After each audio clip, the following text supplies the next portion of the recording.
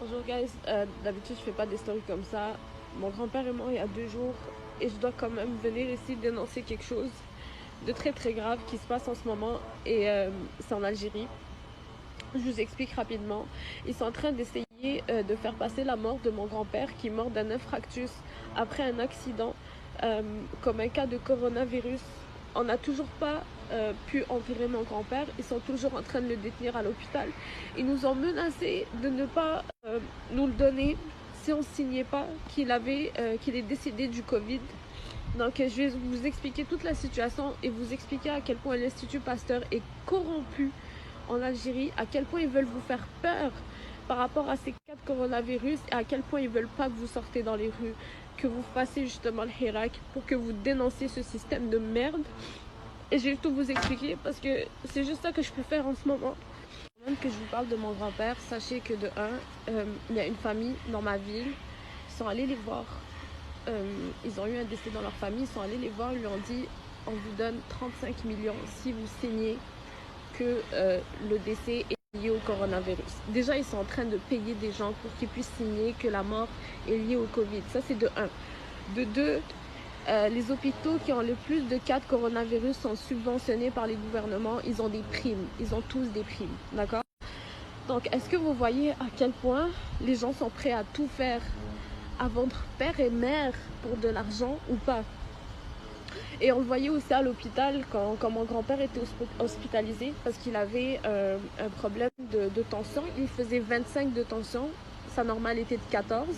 Donc il a carrément perdu connaissance à cause de ça. Et il faisait aussi de l'asthme depuis maintenant 20-30 ans. Et il tousse beaucoup. Et mon grand-père tousse beaucoup. Et à cause de ça, il était vraiment en quarantaine depuis 3 mois. Depuis le mois de février, il n'est pas sorti parce que de un, il était à risque et de deux, il voulait faire peur à personne parce que sa toux est hyper forte et tu peux penser qu'il avait le corona, tu vois. Donc dès que l'hôpital avait vu ça, déjà il s'est conduit lui-même à l'hôpital, il a perdu connaissance à cause de sa tension, il a fait un accident, ils l'ont reconduit à l'hôpital et dès qu'ils ont vu qu'il était asthmatique, ils ont sauté sur l'occasion.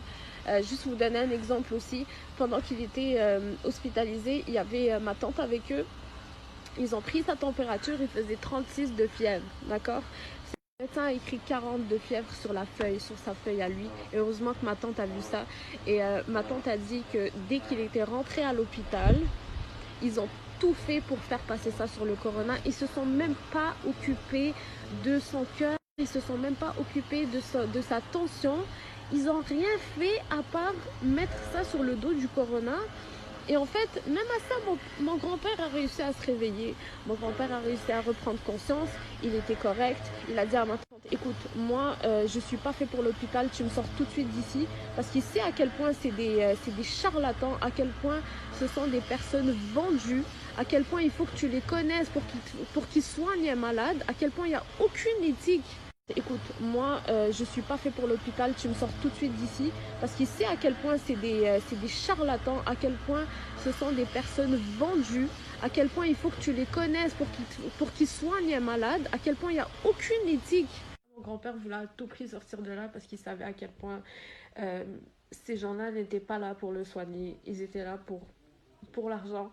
Et donc tout allait bien, il avait repris connaissance, tout était correct. Mon oncle était allé chercher ses affaires, puis il devait aller venir le chercher pour le sortir de l'hôpital. Euh, 1 heure plus tard, on nous appelle pour nous dire qu'il est décédé d'un infarctus. Donc on a pris la nouvelle. Avant même qu'il décède, ils lui ont fait 2 fois le test du coronavirus en 24 heures. Il est juste resté 24 heures à l'hôpital. Les 2 tests étaient négatifs. Ils ont donné un papier à mon oncle pour faire l'acte de décès de mon grand-père. Sur le papier, c'était écrit que la cause du décès était un infarctus et non le coronavirus. Euh, Après ça, quand mes oncles sont allés pour chercher mon grand-père, l'hôpital a dit non, on ne peut pas vous le donner. Il est mort il leur ont dit qu'il est mort du coronavirus. Et donc là, en ce moment, depuis les derniers jours, on n'a pas pu faire d'enterrement à mon grand-père. On n'a pas pu faire de funérailles à mon grand-père. Et quand mes oncles étaient allés, il y avait aussi 3 autres familles. Donc il y a 4 personnes qui sont détenues en ce moment à l'hôpital, entre guillemets, et qui veulent passer ça sur le cas du coronavirus.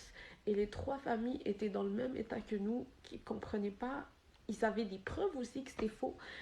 Et ils ont dit aux cas de famille, écoutez, on peut les relâcher uniquement si vous signez ces papiers. Et dans les papiers, il fallait qu'on signe comme quoi c'était un cas de Covid et non un cas de décès XY. Euh, donc vous voyez à quel point les gens sont... C'est des animaux, c'est la jungle là-bas, c'est des animaux. Il n'y a aucune éthique de travail. Là en ce moment, ça va être les pompiers qui vont amener mon grand-père pour se faire enterrer. On peut même pas assister, on peut ni assister à l'enterrement. Quand je dis on, je parle de ma famille en Algérie. C'est peut même qu'ils prennent ma famille et qu'ils les mettent en quarantaine juste pour faire peur aux gens. Et là en ce moment, je vois toutes les pages sur Facebook de ma ville.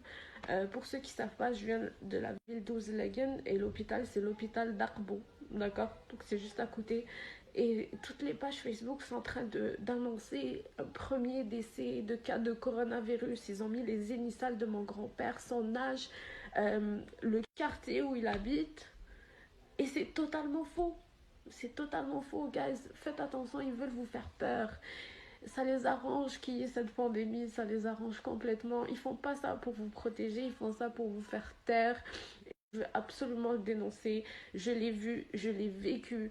Et je vous affirme à 100% que c'est toute une conspiration en Algérie. Ils veulent pas que vous sortiez dans les rues. Ils veulent pas pas de révolution. Ils sont pas en train de protéger la population. Ils se protègent eux-mêmes. Et ça sera pas au détriment de mon grand-père. Moi, je vous le dis tout de suite, je vais utiliser ma voix pour ça. Ils sont en train de payer des hôpitaux, des mairies. Ils sont en train de payer des familles qui viennent de perdre leurs proches pour X, Y raison, pour une simple signature. Des dizaines et des dizaines de millions pour une simple signature. Est-ce que vous voyez à quel point c'est grave? Donc moi, je ne vais pas laisser cette injustice se passer au détriment de ma famille, au nom de mon grand-père. J'ai du sang de Moudjahidine en moi. Mes arrière-grands-parents sont morts à la guerre pour une Algérie libre. Mon grand-père est devenu orphelin à l'âge de 14 ans à cause de ça, pour une Algérie libre. Et ça ne sera pas au détriment de ma famille qu'aujourd'hui, qu'un système de merde essaiera de faire peur à ma ville. Et ça ne sera pas au nom de ma famille. Moi, je vous le dis tout de suite, mon grand-père, il est mort à cause d'une crise cardiaque. Et c'est ça qui s'est passé. Et pour ceux qui viennent de ma ville, voilà la vraie